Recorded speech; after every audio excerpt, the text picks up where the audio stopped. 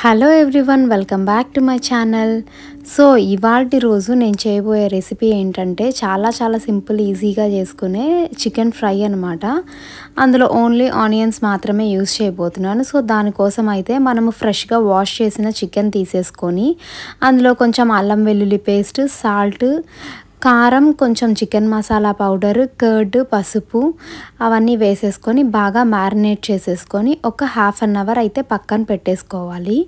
Next బాండీ తీసేసుకొని అందులో సరిపడా ఆయిల్ వేసుకుందాం. ఆయిల్ కొంచెం హీట్ అయిన తర్వాత గార్నిష్ కోసం కరివేపాకును వేయించి పక్కన పెట్టుకున్నాను. నెక్స్ట్ అందులోనే కొన్ని జీడిపప్పు పలుకులు, ఉల్లిపాయలు, కొంచెం పచ్చిమిరపకాయలు వేసుకొని బాగా ఫ్రై చేసుకున్నాను. ఒక 4 ఆనియన్స్ అయితే స్లైస్ చేసుకొని వాడుకుంటున్నాను అనమాట. ఇది కాస్త అన్నంలోకి కలుపుకోవచ్చు అండ్ మెయిన్ సైడ్ డిష్గా కూడా చాలా బాగుంటుంది. ఆనియన్స్ ఫ్రై అయినాక అందులో మనం మ్యారినేట్ చేసుకున్న చికెన్ అయితే వేసేసుకుందాం. వేసుకొని బాగా కలుపుకోండి. ఉప్పు కారం సరిపోకపోతే మీరు యాడ్ చేసుకోండి. చికెన్ వేసుకున్నాక అందులో లైట్గా గరం మసాలా పౌడర్ అయితే యాడ్ చేసుకుంటున్నాను. సో పిల్లలకైతే కూడా కొంచెం గరం మసాలా పౌడర్ తగ్గించి వాడితే కొంచెం వాళ్ళకి బాగుంటుందన్నమాట.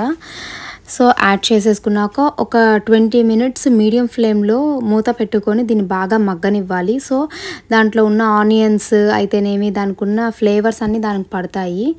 అంతే అండి, చాలా సింపుల్గా అయిపోతుంది. కాస్త మగ్గనిచ్చేసిన తర్వాత లాస్ట్లో కొత్తిమీర యాడ్ చేసేసుకొని పక్కకు తీసేసుకోవడమే.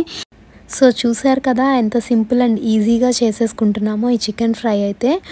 చూసారు కదా చికెన్ ఎంత బాగా మగ్గిపోయిందో. సో అంతే అండి, అయిపోయింది. సో దీన్ని పప్పుచారులోకి కానీ లేకపోతే నార్మల్గా రైస్లో కానీ చపాతీలోకి కానీ తీసుకుంటే చాలా బాగుంటుంది. ఖచ్చితంగా ఇది ఒకసారి ట్రై చేయండి. టేస్ట్ ఎలా ఉందో నాకు కింద కమెంట్ చేయండి. సో నా ఛానల్కి ఎవరైతే ఇంకా సబ్స్క్రైబ్ చేసుకోలేదో so please subscribe to my channel. Like చేసి, షేర్ చేసి, కమెంట్ చేయండి. Thanks for watching.